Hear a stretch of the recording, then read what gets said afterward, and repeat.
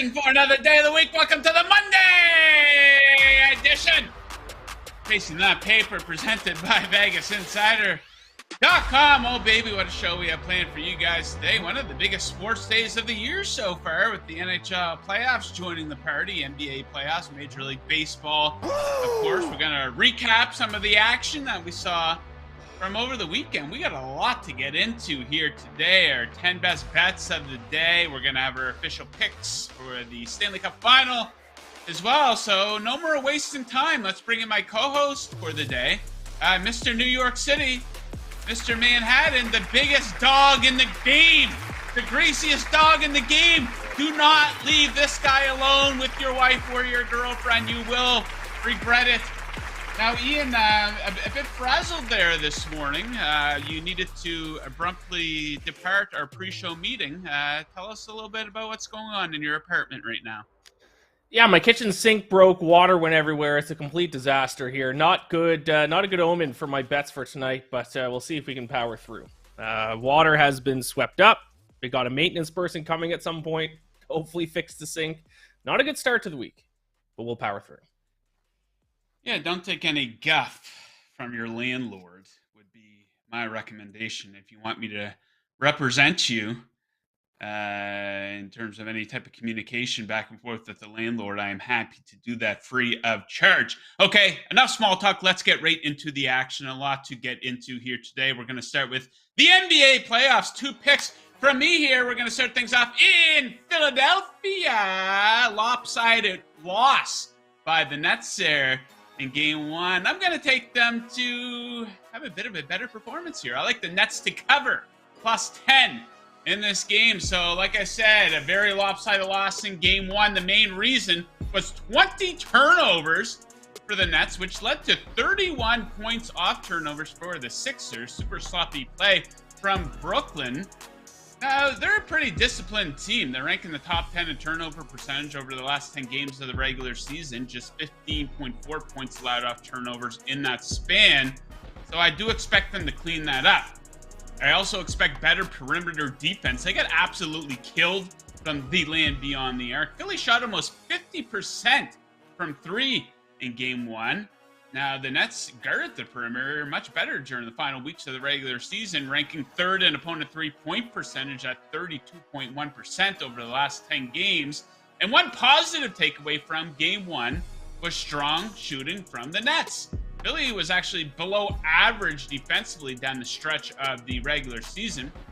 So I think if the strong shooting carries over, if they can guard the three-point line better and clean up some of that sloppiness, I think that they can give them a game and keep this one close. Give me the Nets +10.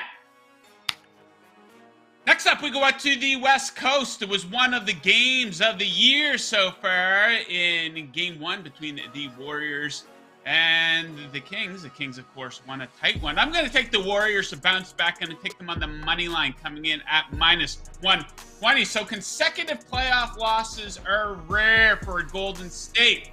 In last year's playoffs, they went 6-0 straight up after a loss. And check this out. Under Steve Kerr, they've never lost 2 straight games in an opening round series. I think we can expect to see improved three-point shooting from the Warriors in this one. Shot it at just 32% in game 1. This is a team that shot at 38.5% in the regular season, taking on a Kings team that ranked 26 in three-point defense. Don't be surprised if the Warriors make it rain tonight. And Fox and Monk completely going off like they did in game 1, I think that's unlikely. Sure, they could have good games, but combining for 70 points again, I don't know about that, but I do know about this. I love the Warriors on the money line, -120. All right, let's hop over to the ice here, Ian. NHL playoffs get going. Get us going with your first pick. Yeah, first up, we're going to look at the Carolina Hurricanes against the New York Islanders here, and I'll take the favorite in this one. Give me the Hurricanes -165.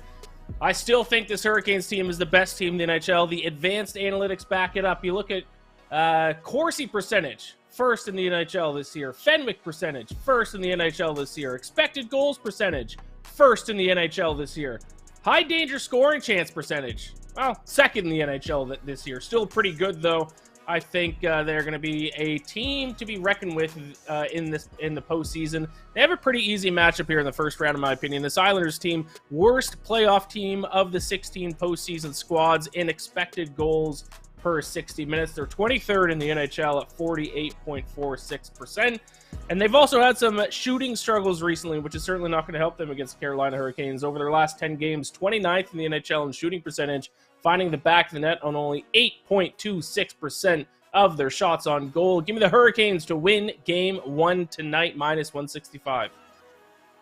Canes. Okay, down to Dallas we go. The Stars playing host to the Wild. I'm going to take the home team in this one. Give me Dallas -143. That one courtesy of BetMGM this morning. So a significant analytics advantage for Dallas in this one. Check out the last 10 games of the regular season.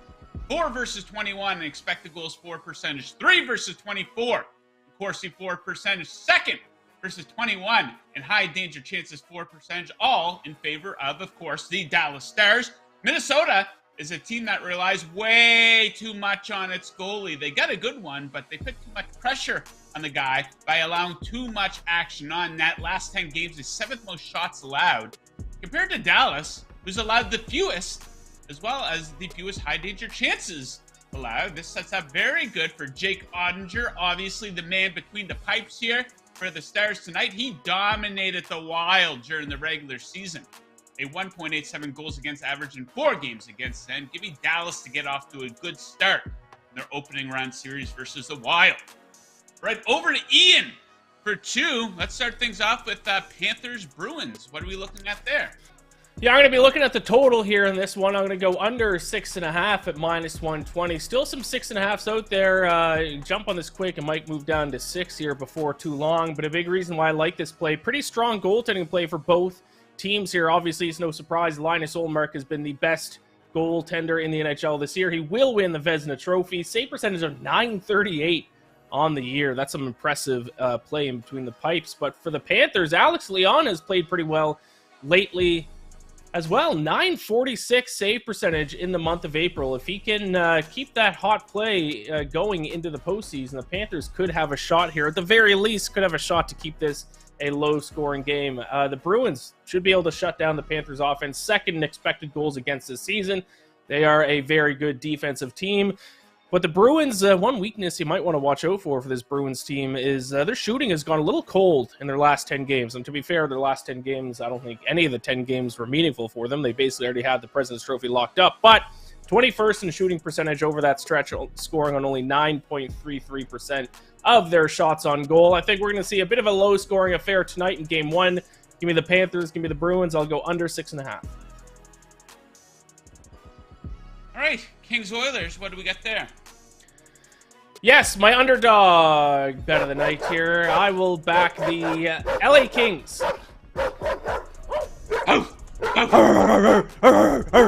Plus 165 against the Hart Trophy winner Connor McDavid. I like the Kings in this game. I'm probably going to bet them every game in the series. I bet them to win the series as well. Should the Oilers be favored? Sure, but I don't think by this much. The numbers between these two teams a lot closer than you would think. If you look at Corsi percentage, Oilers 7th, Kings 10th.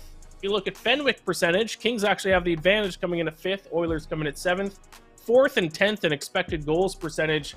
So both teams rank in the top 10 in just about every single advanced analytic. Maybe the Oilers have the slight edge in a few of them, but not enough to justify the odds, especially for this game here. And I don't trust the Oilers goaltender. I know Stuart Skinner was hot at times this season. He does have a .914 save percentage, but he went through some cold stretches throughout the season. A couple months where he had a sub-900 save percentage. Until I see the Oilers have good goaltending in the postseason, I just can't trust them. I trust the Kings goaltender a lot more. Jonas Korpisalo, who has a .921 save percentage since he was traded to the LA Kings this season, so he's been playing well for them. And the Kings, also, they might be able to shut down this Oilers offense. 4th in expected goals against over their last 25 games. They turned into one of the better defensive teams in the NHL down the final stretch of the season. I think they're worth a bet here. I think there's some value on their money line. I'll take the LA Kings to upset the Oilers at plus 165.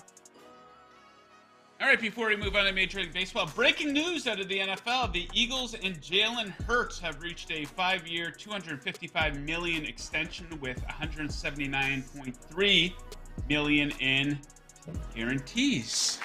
Lamar Jackson feels about that one. Okay, right back into the action here. We go to the Diamond, and we're going to start things off with the Phillies and the Chicago Shit Sox. We're going to take the Phillies first. 5 money line coming in at -125. So the Phillies absolutely destroying right-handed pitching here, third in OPS versus righties to open the season. They're taking on Lance Lynn, who's already given up 6 home runs in 3 starts here this season. Lynn is allowing way too much traffic on base, 25 base runners in just 16 innings of work, resulting in an ugly 1.63 whip for him. And rough week at the plate here for the White Sox. I don't care if they're injured or not. This is a slump. 26 in OPS over the last week. Could be tough to break out of that slump versus Zach Wheeler, who's on the bump here for the Phillies. Give me Philadelphia, first 5 innings.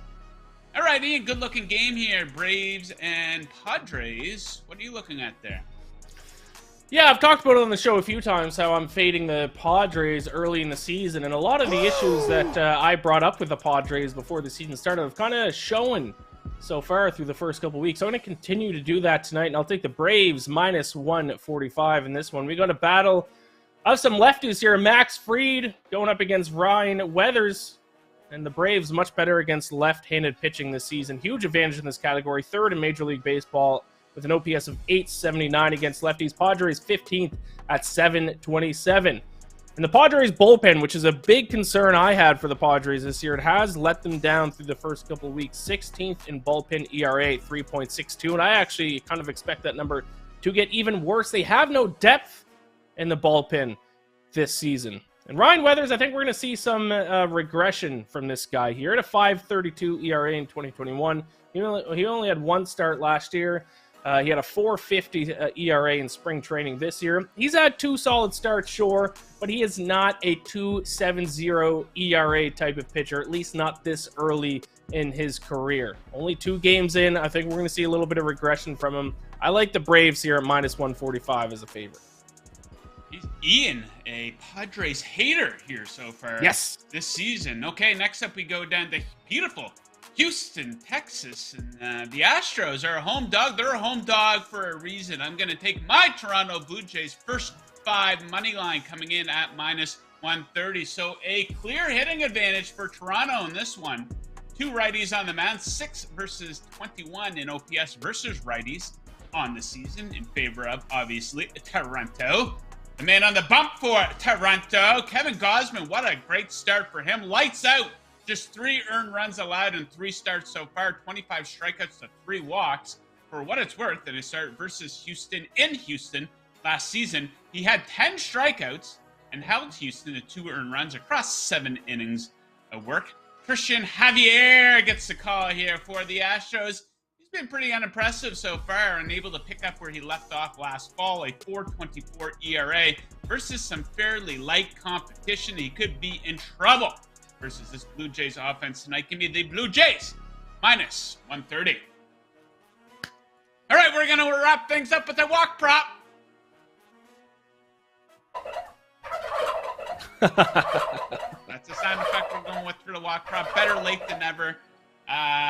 We'll take it. We hit on one on Friday evening, I believe. So let's try to hit it on another. This time we're going to target Chris Flexen. I like him to have over a 1.5 walks. That one is coming in at -120 with the Brew Crew in Seattle here tonight. So 7 walks and 3 appearances, just 11.1 innings of work for Flexen. A very high walk rate as a starter last season. We take a look at the bigger sample size. He had the highest walk rate on the team among Mariners starting pitchers with at least 100 innings of work. Good matchup here for this prop because the Brewers have the 6th highest walk percentage in baseball this season. The 2nd most walks versus right-handed pitching. Give me Flexen over 1.5 walks. Yeah. Woo! Man, we are just ripping through here today. 10 total picks there in about 10 minutes, covering a little bit of everything. If you're watching the show right now, if you're on YouTube right now, if you're watching the replay, if you're watching the show right now, what am I talking about? Obviously, Yeah. Let us know that you like the show. It's very easy to do that. All you got to do is click that like button right down there and make sure you are subscribed to that Vegas Insider channel. A lot of great content here at Vegas Insider. It makes us easier to find. Okay, so if you're looking to get some action in today, maybe for this Red Sox Angels game that's kicking off shortly, if you're looking to tailor fade any of our action, I recommend getting your action in over at BetMGM, the king of sportsbooks. Let me tell you a little bit about them. Sign up with BetMGM, offering the promo code VI, using the promo code VI bonus, and get a first bet offer up to $1,000 paid back. And bonus bets if you don't win. That's VI bonus, all one word, no spaces, for a first bet offer of $1,000 paid back in bonus bets if you don't win. Just use that code VI bonus. Visit betmgm.com for terms and conditions. You must be 21 years or older to wager. Offers for new customers only. BetMGM, the king of sportsbooks, baby. Yeah. Oh, yeah. There we go. There we go. All right. NHL playoffs kicking off here tonight, man. I'm pissed off. My Pittsburgh Penguins aren't in. That's one of my favorite things to do as a sports fan, watch my team in the playoffs. Something I'm sure that haunts Ian as a Toronto Maple Leafs fan, watching his Maple Leafs in the playoffs. Hey, it's the start of a new year, though.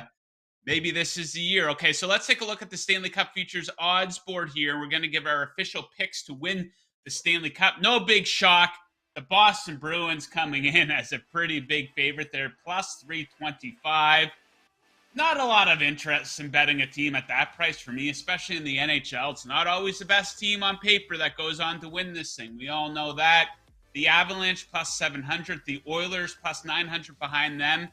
Hey, I think the Oilers are going to be done in by their goaltending. That's what seems to get them every year. So I don't think they're going to be able to get over the hump. The Maple Leafs? I don't know, Ian. Is it their year? Then you take a look at two teams there in the analytics department that have been great all season. The Hurricanes and Devils both coming in at 12-1. Rangers there 12-1 as well. Sesh Turkin had kind of a rough playoffs last year. We'll see if that continues this year. The Golden Knights, I think they got as good of a shot as anyone in the Western Conference, obviously. Not going out on the limb saying that. I think that the West is wide open. The Lightning, 3 straight cups. Are they kind of tired? Who knows? All that experience, so 16-1. Maybe not a bad bet. So, Ian, I'm actually going to let you go first here. Who's winning the Stanley Cup, and who are they beating? Yeah, I have filled out my official bracket over on NHL.com, and I have the Stanley Cup champion. And if you've listened to this show throughout the NHL season, even if you listened to one of my picks earlier on this show specifically, it's probably going to come to no surprise to you. I actually bet on them before the season started, but I'm taking the Carolina Hurricanes to win the Cup. I'm married to advanced analytics. It's just the way I am. I listed off all the ones they lead in when I gave out my pick for tonight's game earlier in the show. They do have some shooting issues. They've at times had some goaltending issues, but if they can get past that, I mean, they're gonna pepper the opposing goaltenders with some shots here. So I'm taking the Carolina Hurricanes. I think they're the best bet at 12-1. I have them beating the Dallas Stars in the final. So I got a Hurricanes again. I got a Carolina against Dallas, an all-South matchup in the Stanley Cup final. I think Dallas has a pretty good shot here as well. The past couple of years, they've always been a good defensive team lately.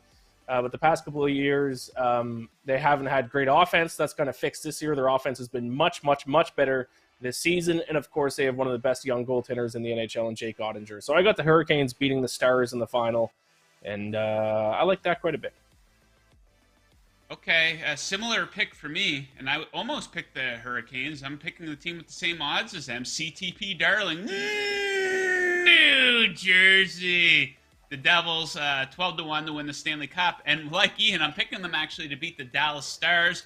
Wow. So, two teams that are both analytics darlings here this season. Both teams have what I would call emerging goaltenders in net. Great goalies, especially at home. Now, the reason I kind of like New Jersey is I like their path. Now, they do have a bit of a tricky first-round matchup against the Rangers, where they are going to have home ice advantage. But what I do like about that is we saw Sesh Turkin really struggle in the playoffs last year, at least in the opening round series versus the Penguins. He did bounce back a little bit, but I do think New Jersey is a better team. And I like their path, too. They do get to avoid Boston in the second round if they get through the Rangers. So maybe someone else can pick off the dynamic Boston Bruins here. So, yeah, I'm going to go with New Jersey. That is the team that I will be cheering for and a team that I already placed a bet on to win the Stanley Cup. So looking forward to that. Ian, any first-round upsets potentially you think in any of these series? The Kings are a team that seem undervalued to me. Yeah, I think the Kings are a pretty decent bet. I actually wouldn't be surprised if anything in the Western Conference. I think you might see some upset. I have actually the Kraken beating the Avalanche, which I think would be the biggest upset in the first round. I just don't trust the Avalanche. Gabriel Landeskog's still not back in the lineup. He's done for the year. He was supposed to be back in like March. He's officially ruled out for the rest of the postseason. That's going to cause some depth issues for the Colorado Avalanche. They haven't been great analytically all year. Kraken have been playing some great hockey lately, especially defensively, but they've had some goaltending issues too. So upset picks first round. I think Kraken could do it. I wouldn't be shocked if the Jets beat the Golden Knights. Yeah. In the East, though, I think all favorites win in the East. I wouldn't be Rangers-Devils is going to be a close series, but other than that, I think it's all favorites. So the West, I think it's going to be pure chaos. Yeah, the Kraken, the biggest underdog, or the second biggest underdog, the Florida Panthers. Florida's a good team. They're a plus 250 to beat the Bruins. I know the Bruins, especially on their home ice, they got the goaltending advantage too. But I don't know if Boston's just going to run away with that one. I'm not picking the Panthers by any means, but I wouldn't be totally shocked if they did win that one. I don't know. How we feel about your Leafs, though? The Leafs are minus 155 favorite. We've seen them fall flat in the playoffs before. Going against, all that experience, Tampa Bay. So you're picking your Leafs. How many games do the Leafs win this series in? I think the Leafs win this game in 6. I think the Lightning, they're getting older. Their depth has fallen off a little bit. They didn't really have a great season. I do think the Leafs do finally get the monkey off their back and win the opening series, first playoff series win since like 2004. I think they win in 6. But then, of course, they're going to go on and face the Boston Bruins, and I think they get destroyed by the Bruins. Our arch nemesis. I hate all Boston sports. Boston sports teams have done nothing but haunt me my entire life. So that's going to be kind of the caveat. It's kind of like the monkey paw. It's going to curl its finger. Yeah, we're going to get a first-round victory, but then we're going to get our asses kicked by the Bruins. Or lose in the most heartbreaking fashion that we've seen so far. So I do think we get past the first round finally, though. Yeah, the Boston Bruins sports fan might be one of the more annoying fan bases and all. Like, the Boston sports fan in general is bad enough. Yeah. But the Boston Bruins... Where were all the Boston Bruins fans this time last season? All of a sudden, everyone who likes Boston sports bragging about the Bruins. Oh, you guys like hockey? I had no clue.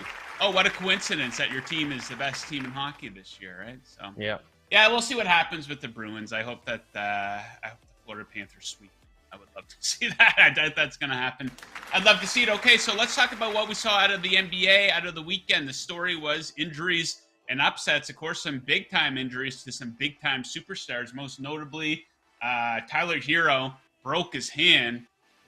We probably won't see him again unless somehow the Heat advance deep into the playoffs, so that's a 4 to 6 week injury for him. And two big ones here, obviously Giannis and Ja Morant. They went down yesterday. That contributed to each of those teams losing.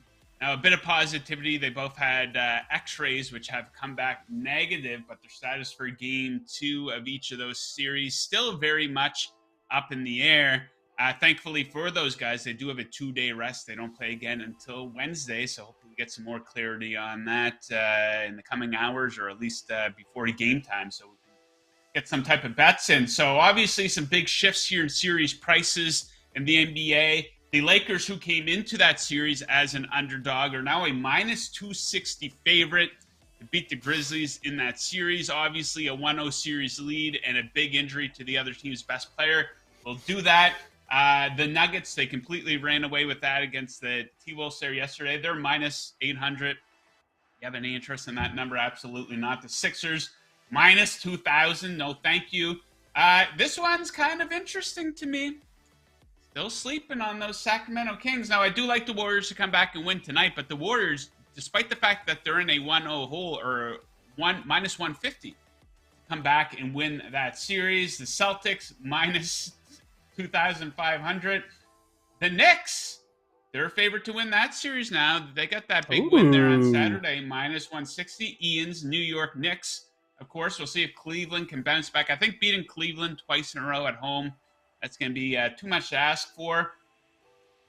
Then the two ones yesterday, of course, big upset yesterday. The Clippers and the Heat both won. Now, the Clippers, you got to give them all the credit in the world, and maybe you got to view them a little bit different. You know, Kawhi Leonard's averaging almost 40 points over his last 10 playoff games. We saw Russell Westbrook take a shit kicking for most of that game. Of course, when a guy like that is having a bad game in a high-profile game, everyone on social media wants to let him know about it, but he came through at the end, a great defensive play. He hit a couple of free throws. So pretty clutch by him at the end. And despite that, Clippers still plus 160 to win that series. I wouldn't be shocked with that. You know, everyone just wants to hand it to the Suns, but we got to keep in mind, not a whole lot of continuity, I guess you could say, with that team. What does Kevin Durant have under his belt in the regular season? Just 10 games with those Suns? So who knows how they're going to react with their back up against the wall. And, you know, despite the fact that Paul George isn't there for the Clippers, this is almost the best version of the Clippers that we're going to get all season, because we know how they handled the regular season, different guys in and out of the lineup every single night. So, yeah, Clippers plus 160. I think that's a pretty good bet. And then we have producer Tito's Miami Heat. You can get them at plus 195. Woo! They're up 1-0 in the series. I don't know, man. The Miami Heat, this is a team, we faded them all goddamn season. They were, I think, 20 games under 500 against the spread. They were the worst bet. But, you know, they rise to the occasion in the playoffs. You know, they went to Game 7 of the East Finals last year. They went to the finals in the bubble. So if Giannis is impacted significantly by that injury, who knows? I think Giannis is going to be back, though. I mean, the Tyler Hero thing absolutely kills Miami as well. That doesn't help them at all. So, yeah. But I think if you're picking a plus money, the Clippers at plus 160. I don't mind that at all. Okay, guys. Going to tell you a little bit about the Vegas Insider app right now. It gives you all the major sports betting odds at your fingertips, along with expert picks and breakdowns. You can shop for the best odds, find props, features, and plenty more with the app. Download the Vegas Insider app on Apple or Android. Bet better with the Vegas Insider app. Okay, we put a poll up on the Vegas Insider Twitter feed here, asking so these are the top 4 favorites to win the Stanley Cup.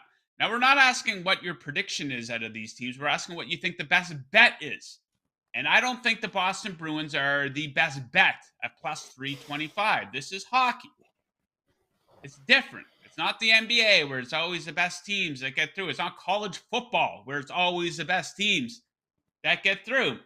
And I got to tell you, Ian, usually I pick on you. I pick on your Maple Leafs. I make fun of them. But out of those 4 teams, the Maple Leafs, Samsonov's probably the second best goalie, wouldn't you say?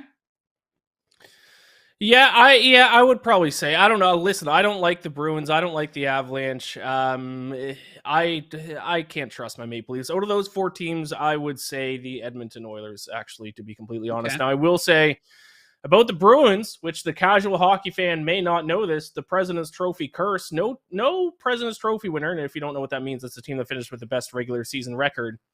No team has even made the conference final since 2014-2015. So we have like 7 straight years of the President's Trophy winner either losing in the first or second round. No President's Trophy winner has won the Cup since I think it was 2012-2013, so a decade ago when the Chicago Blackhawks did it. So just because the Bruins had an extremely impressive regular season does not necessarily make them the best bet to win the Cup at plus 325. You got to be a little careful, especially with how stacked the Eastern Conference is. So I think if you're looking at value, I think you got to go Western Conference. Of those 4 teams, I think you probably go the Oilers. Well, McDavid, you want to get that ring. I know they don't look at hockey as the same way they do look at NBA. But those greats, to have that complete resume, I think you got to have a Stanley Cup ring. It's Definitely. silly. It's not the same argument as basketball, because in basketball, they can be on the court for 90% of the time, whereas that's not the case in hockey. So, yeah, we'll see what McDavid can do in the playoffs this year. So, Ian, I'm going to make you relive something. I saw you tweeting about something yesterday. We have the tweet here. It was your worst beat ever in golf. So Ian tweeted yesterday, well, that takes a cake for the most painful golf loss I've ever had. He had outrights on Cantlay and Spieth. Cantlay finished third. Spieth loses on a third playoff hole after missing 2 winning putts by combined 1 inch. Pain, so much pain. So bring us through your experience there yesterday, Ian. Yeah, listen, this is the downside of betting outright picks. This is why I don't listen to my advice sometimes. A lot of the time I say you should just be betting on golfers to finish in the top 5 instead of to win, because there's so much variance to actually win the tournament right down the final stretch. So, heading into the final day, it looked like it was going to be Fitzpatrick, Spieth, or Cantlay. Those were the 3 golfers at the top of the leaderboard. And, of course, I had bets on Spieth and Cantlay. So, hey, I had a 66% chance to cash an outright ticket. Oof. And, of course, it didn't go my way. Spieth, it went to a playoff. Spieth, the defending champion at the RBC Heritage. First playoff hole, Spieth had a putt to win that he raised his putter in the air. He said, "Oh, I won." And then it lipped out. And then second hole, he hit a great approach shot. Missed that putt by a millimeter as well. And then third playoff hole, Fitzpatrick almost holed out. Literally a tap-in birdie. Spieth missed the green. And that's it. I don't have a good history of when my outright picks go to a playoff in golf tournaments. I think I'm like 1-4, 1-5. It's not good. So it was a heartbreaker. Gambler giveth, gambler taketh away. Oh no! Yeah, that is the way she goes. I didn't have quite as bad of a beat on Friday, though. Let me just bring up the scores here. So, as you guys recall, I was on the Chicago Bulls plus 5.5 there on Friday night. Where are we at? They were up with 2 minutes remaining. Where are we at here? Let's get it exact here. With 1:41 remaining. Let me see here. Yeah, let me bring this up here. Riveting here, I know. But with about 2 minutes remaining, the Chicago Bulls were leading in this game. And they just needed to not completely blow it at the end. They should have probably won that game, and they completely choked at the end. It was pathetic. They ended up losing that game by 11 points somehow. I don't know if any of you guys caught this, but they didn't score a point in the final 1 minute and 33 seconds of that game, the playing game on Friday versus Miami. That is, with all the fouling that takes, that is a complete choke meltdown by the Bulls. So that was painful to watch. I know a lot of other people were on Chicago in that one. And hey, what do you know? The Miami Heat caught a break. So yeah, that was they didn't make a shot for the last 3 minutes and 47 seconds, courtesy of Tito there. 3 minutes, that is a choke of epic proportions. It's one thing not to win, not to cover that number, though. Imagine being a Bulls fan. I think Bulls fans are getting punished for all those years of getting Michael Jordan. You think that's a fair trade-off, Ian? You had Michael Jordan, the best player ever. You win 6 championships. But since then, the team has pretty much been garbage. I know that they went to the East Finals, I think, with the Derrick Rose, Joakim Noah team. But they've been, for the most part, one of the worst teams in the NBA since Michael Jordan left. Do you think that's a fair trade? I think that's more than fair. I think they need about another 50 years of complete mediocrity for it to even out. So would you trade the Falcons winning the Super Bowl this season for being a bottom 3 team for the next 15 years? I wouldn't even hesitate. Okay, I agree. And why I agree, it's simple. My favorite sports memory of all time, it's sitting right behind me. Joe Carter. Touch them all, Joe. And Ian was, I don't even know if he was born then. Producer Tito probably wasn't. But yeah, it's those memories that you have. They stick with you forever. And the Blue Jays, they kind of had a decent run in the playoffs back with Bautista and Josh Donaldson and those fellas a couple of years back. And it looks like they're on the cusp of, being a perennial contender here again. But yeah, absolutely. You make that trade. So yeah, Bulls fans, shut up. Can't complain. Are you caught up, Ian, on the season of Succession? I am. It's pretty good. You think it has a shot at being a Mount Rushmore TV drama? Yeah, depending on how it lands here, the last 5 or so episodes, it might end up being my favorite show of all time because so many of my favorite shows ended so poorly that it already will have a leg up on the rest of the shows if it ends good. But it's very difficult to land a show well. But I think them cutting it off at season 4, I think, is the right move. Yeah, what I will say about Succession is maybe they did have a little bit of a slow start. I think that's typical for some shows, but I don't know if they've had a bad episode. You look at some shows like the Sopranos, and obviously the ending of Game of Thrones, but the lows can be really low on some of these shows. Breaking Bad didn't have many lows either, but Succession, I think every episode has been good. And I was thinking about it the other day. If I'm flipping through channels, I see Sopranos. I keep it on every time. That might be the most rewatchable show. Breaking Bad doesn't really have that. Now that's easy with comedies, The Office and Parks and Rec and Curb Your Enthusiasm, Seinfeld. If they're on, you can watch them all the time. But you don't often get that with the big TV dramas. What I like about Succession is they're very deliberate with their comedy more than the other dramas. I think they actually refer to themselves as a drama/comedy, and they're excellent with it with Cousin Greg and Tom. Super great show. So we'll see if they can stick the landing. I think 6 more episodes to go here in season 4. Okay, guys, it is now time for today's handicapper heat check presented by VegasInsider.com, your home for the best expert picks in the business. Since 1997, today's featured expert is Brian Bittler, who is on fire, going 3-0, 3 straight days, including 4 straight NBA and 5 straight MLB winners. Tim Michael is on a 19-4 NHL run. AAA Sports has hit 8 MLB wins in a row. Visit VegasInsider.com/picks for today's top plays. That's your handicapper heat check. Stay hot, betters. Hey, yeah, maybe when Succession wraps up, Ian and I will do our Mount Rushmore of TV shows. Like I said, though, we'll see if they can stick the landing. Okay, Ian, you'll be back with us, of course, on Wednesday.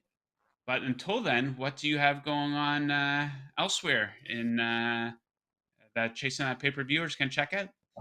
Yeah, I'm hoping to have an NHL playoff preview episode of the Bacon Bets podcast released sometime today. It was supposed to be this morning, but chaos ensued. So I'm hoping to have that episode out sometime this afternoon. And also, as always, check out all my written work. I'll be writing a ton of stuff about the NHL. All of that will be over on fansided.com. You should be able to find it right underneath the NHL section of Fansided. I'm going to be writing articles for that basically for the rest of the day today. So keep an eye on those 2 things. Fansided! Yeah, Ian, the king of the internet, baby. Yeah, so we wish Ian good luck with his sink issue at home. Don't take any shit from that landlord of yours, Ian. Like I said, I'm happy to represent you if it comes to that. We thank Ian very much for joining us today. We thank Tito for producing. We thank you, dear viewer, for checking us out. Best of luck with your bets today and tonight, unless, of course, you are fading us. And as always, keep chasing that paper. Yeah!